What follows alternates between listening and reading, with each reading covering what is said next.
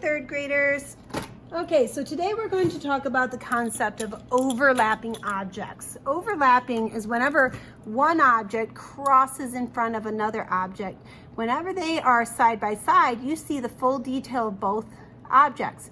But when one crosses in front of the object, or one object is in front of the other, it hides the detail of the object behind it. So what we're going to do is draw a stack of cups. And I love to refer back to the Alice in Wonderland scene when she's at the tea party. It's the very unhappy birthday. And there's stacks and stacks of cups and teacups and all kinds of things. And it just cracks me up. So we're going to do something similar. To start each cup, we're going to start with a curved line, almost like a smiley face. And then we are going to curve a bigger curved line, almost like a U shape underneath of that. Okay? And then I am going to draw my handle on this side, and it's like a backward C. Okay?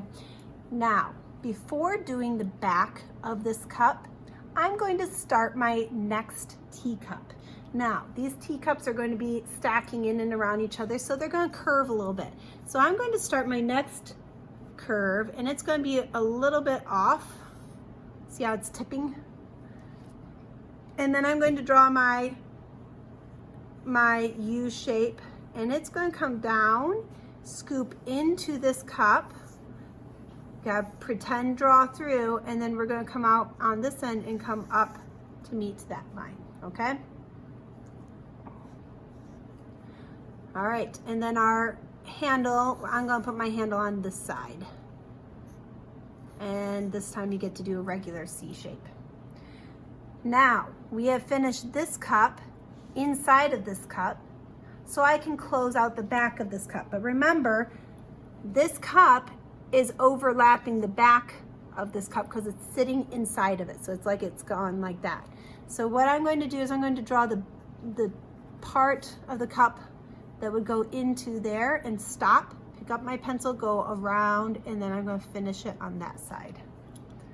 So now it looks like this cup is sitting inside of that cup. That's a lot, so I'm going to pause for a second and let you guys catch up.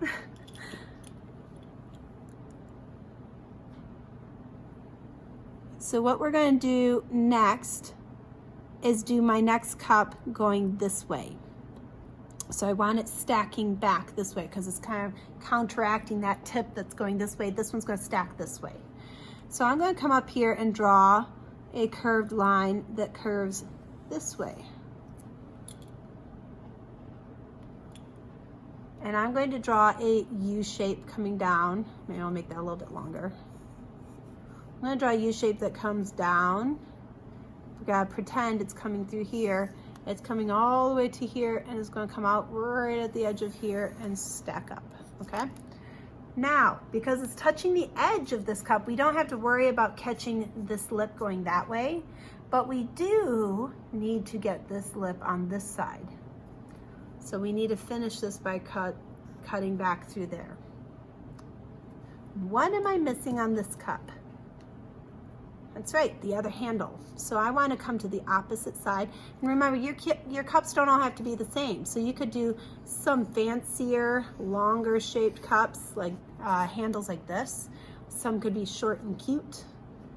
And it kind of might depend on how much room you have for each cup based on where it's stacking at. Okay, let's make this a precarious situation. Let's tip this way again, and we're gonna make it look like, oh, it's going to stack over. Let's go ahead and do another one that's tipping even further. So we're gonna go this way. Ooh, whoa. And this one is going to come down, pretend scoop up this way, and it's going to come back up this way. And I'm going to again put my handle over here. And then I need to finish by putting this one over here. All right, now to counteract this big lean that's happening this way, we're going to tip the other cup this way. So what I want to do is counteract this and have it tipping over here. So what I might do over here is do my last cup, tipping this way. And I'm going to come down, swerve in, scoop around, and come up. Okay, now to finish this, I need to scoop in this way and this way. And then I need to put my handle on this side.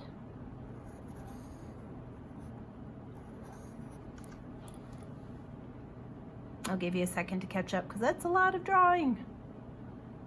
Now, at the very, very top, since this is my last cup, obviously I can't fit any more cups up here because I am running out of room. The very top for my last cup, I'm going to do an upside down smiley face. I'm going to curve this way. So I'm going to come up and around this way, and it's going to be open like that. All right, you guys are amazing. You did wonderful with that. What I want to do before I do anything else is draw the table that this might be sitting on. Now, don't draw your line for the table right underneath of that first cup, because then it makes it look like it's right on the edge of the table. So what I want to do is kind of drop that line backwards a little bit so that it's going through my first cup like that. All right, I want you to color each cup a different color so it makes it really easy to see. And I want you to have fun. Choose a color close to it. For example, I'm going to use blue and royal purple. And if my cup is purple, I want to make the inside of my cup slightly darker or slightly different than the cup itself so that they stand out. So you can tell there is a switch here. There's something different happening here.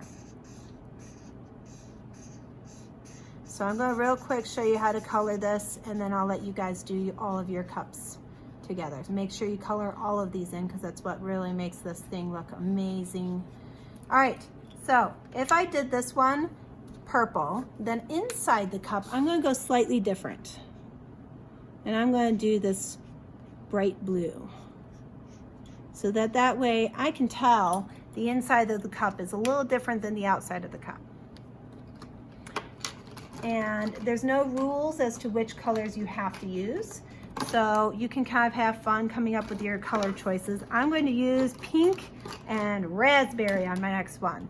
So maybe my cup is pink and my inside of the cup is going to be raspberry.